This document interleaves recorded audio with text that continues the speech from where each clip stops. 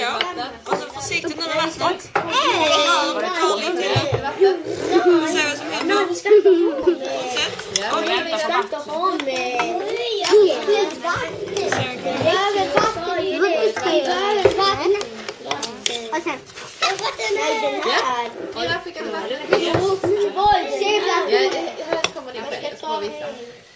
Var är den? Ska vi blanda?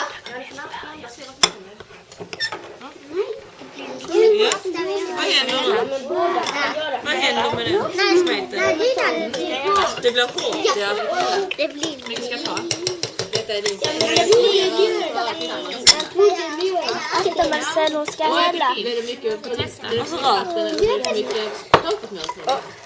Mycket vatten. Vad behöver vi då lägga till?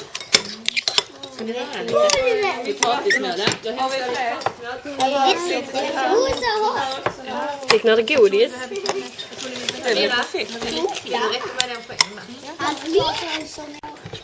Det är alltid svårt. Vi får lov att ta i det också. Vi vill prova hur det känns. Kan ni ta upp och visa mig hur man gör? Hur det känns med snön? Men det är tjockt nu. Och så kommer snart. Kolla! Wow! Vi kommer ha rosa snö. Om du vill. Det måste vara det här. Ja, det finns bara en del. Wow!